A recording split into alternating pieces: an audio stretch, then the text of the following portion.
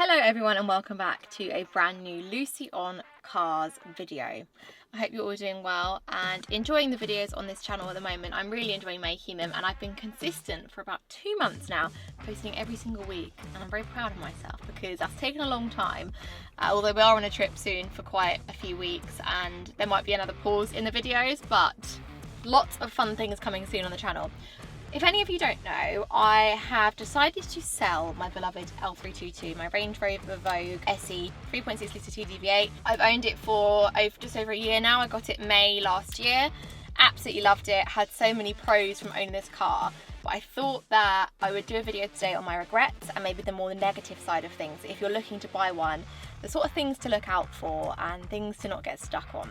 And maybe even the things I might do differently next time. I had a lot of people commenting saying, well, I'm not going to stick around if you've not got a Range Rover anymore. Other people saying that it's a shame that I've sold it after just over a year, but it just made sense. We were thinking about selling it for a while just before it gets to such a high mileage because we're already on 178,500. I do think we've been very lucky, touch wood, up to this point with nothing major going wrong. We've had our problems over the year, but nothing huge, and we just thought, let's quit while we're ahead, let's move on.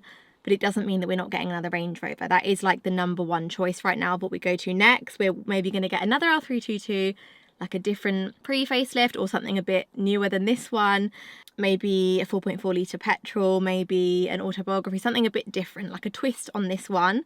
Or we could go even older, or we could go newer and go for an L405. We've even spoken about Defenders, like something like that.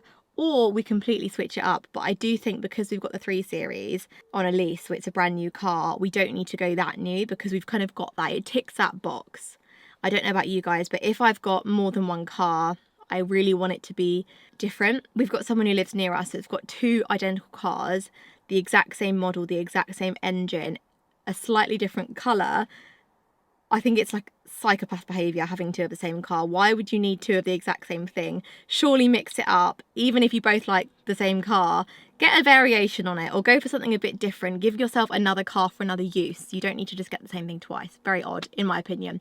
So we've got the like itch being scratched for like an estate family kind of car. We want something big. We want a 4x4. We want something that's got the height, the space, the comfort that this Range Rover brings us. Yes, so that is where we're at. We're not saying goodbye to Range Rovers forever. We're saying goodbye to this specific Range Rover, and now we're looking for another one, basically. So the hunt is on for the new car, the next car. So yeah, hopefully that kind of catches you up with where we're at right now. I don't know why I put the camera here. It looks like I'm waiting for like a co-host to pop up. It's just me in this video.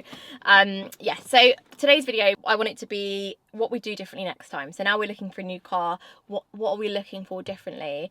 And is there anything in this specific car that if you guys are thinking of getting one yourselves to look out for? So I'm going to start with quite a big one, and that is the excessive mileage on this car. Now, I know that there are some that have got a lot more miles on, and I think we had someone commenting something like 250,000 miles on theirs.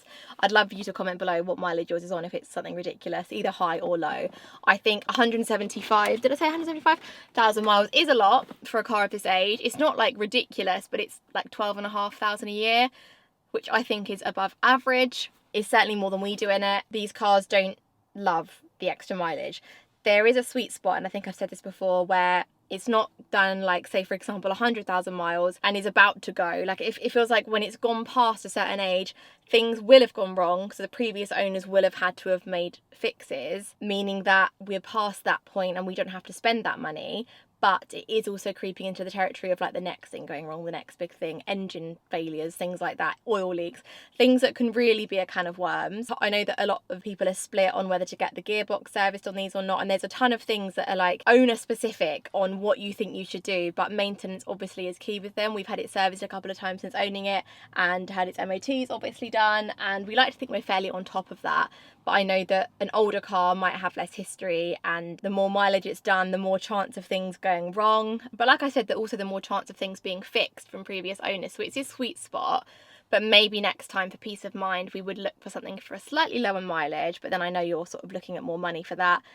it's just weighing it up, because if you get higher mileage, you're going to spend more money fixing it, whereas if you get a lower mileage and things don't go as wrong, you've spent more money to get the lower mileage in the first place. So it is swings and roundabouts, but maybe next time we go for lower mileage. Hey guys, just jumping into this video really quickly, and also jumping into our other car, the BMW, to show you the sponsor of today's video, which is this, the Top Scan by Top Don. It's basically a Bluetooth vehicle diagnostic tool. It works with over 60 different car brands. It basically plugs into the OBD port in the car, and it can give you a full health report. Now, we've had some funny things going on with this car recently. The windscreen wipers keep catching, and there's some weird electrical things going on, so I'd be interested to see if this picks it up. So we're going to get the full health report up on my phone with the auto scan, and it's all connected via Bluetooth to their app. I'm going to head down here and plug it in and show you guys.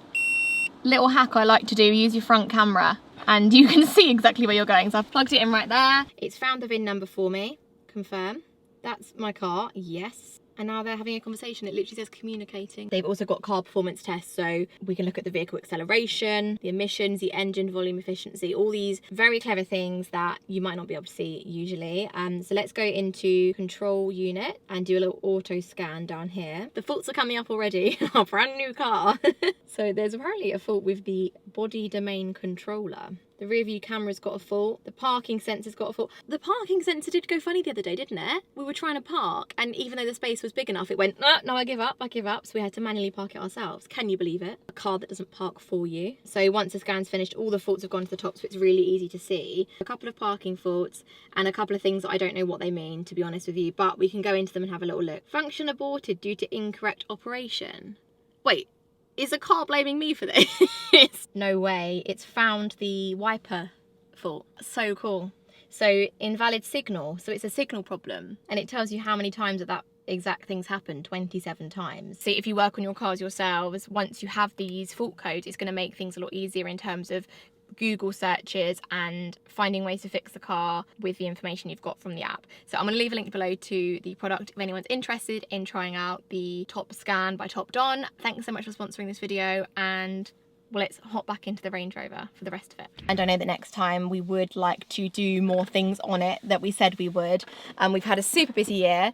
As you guys know, we've got a 1-year-old boy, and obviously he takes up a lot of our time. With our other channel, we go on trips a lot, so we're not in the country for a huge amount of the year. We had a huge list of things we wanted to get done in this car. We wanted to get the tyres done, get the wheels refurbed, we wanted to get the side steps all sorted, give it a real polish and detail. There were little things we were looking forward to doing that we're not obviously going to be able to do now that we're selling it. So I think with the next one, it'd be really nice to actually do the things we said we were going to do. I mean, don't get me wrong, we have made quite a lot of changes in this car. Put LED lights in. We have done some bit. Range Rover badge in the front. We've changed the start-stop button. I'm trying to think what else, but my mind's gone completely blank. We've changed like the wiper blades and sprayed them black. We've done some bits, some small bits, and obviously the repairs that we've had along the way. The front right air suspension strut we've had to totally replace, like the whole mechanism. We had the handbrake mechanism failure. Some of you remember that video, that fun day when we got broken down on the side of the road.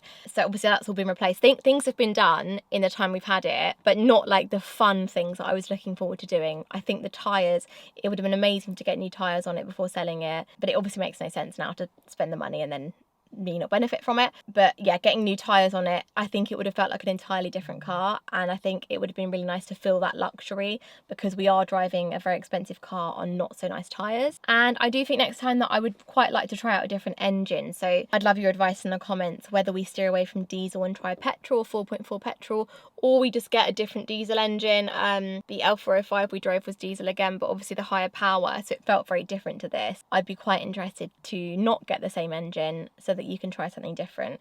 And we quite like the variety in cars and not like getting the same thing twice. Like I said earlier, we like the idea of changing it up just to experience something different for however long we have the next one. But all in all, I do feel sad to be saying goodbye to this car. It's been like a really good year, and we've loved having it. And it's made me think that I never want to be without a car like this. So I guess it's confirmed that for me. Maybe not this exact one, but we will move on to the next. And I think next time, we do this with every car, but it was definitely an emotional purchase when we got this. We were quite excited by it and we just went for it without really thinking about it. I don't regret it at all, and I think we got quite lucky, but we didn't necessarily do the checks that you might do. For example, if we'd Googled this model and started looking into things that go wrong, we might have made a bit more effort to check over the car. But I do think this car has been amazing. But but I just know some other horror stories of people picking them up and them going very wrong quite quickly. But again, that comes to mileage. These cars get driven because people love driving them. There's a reason there's so many with such high mileage, and it's a good sign. It's a good sign for the model that people want to drive it. But it's going to be weird getting another one and sort of comparing it to this one. This has got such a nice spec, and we're very, very, very happy with it. And it is sad to sell, but like I said, it makes sense, and moving on is the right thing to do, I think, in this instance. And it keeps this channel fresh as well. We can move on to the next model together, find new things that go wrong with the next one, go through all that together. So I'm looking forward to the next one, even though I will miss this one greatly, and hopefully that gives you like a rundown of things to look out for. I think L322s are definitely known for like suspension faults because they've got the air suspension. That's something to look out for. What else? Electrical problems. When we first got it, there was a lot of problems with the electrical side of things. We got the new battery, and that really helped fix that. Oh, it's had a new battery as well. I'd forgotten about that. They're definitely not the most reliable car, but I think if they are well maintained and in the right hands, then they can be used for years and years and years and very much enjoyed. I think maintenance is key with these. Even things like when we fill up with the fuel, we alternate between using the premium diesel and the regular diesel. So every other fill up, it gets a full tank of premium. Some people probably do premium all the time. Some people probably do regular all the time. We don't know what the car had before, so it felt a bit silly doing premium all the time, because it's like if it's always had not premium, we just thought it was somewhere in the middle and it made sense to us. But little things like that where you can help yourself. In terms of reliability, I think people were commenting in the last video saying that Discoveries are actually a lot more reliable. For some people, you never really know. I think I prefer to have a Range Rover because I think you get a little bit more luxury in it, but I wouldn't say no to a Discovery potentially in the future. But yeah, there's a lot to consider, there's a lot to think about. But I'm going to end this video here. So please subscribe if you're new and give the video a thumbs up if you enjoyed it. I look forward to the next video, and I'll see you very soon in the next Lucy on Cars. Goodbye.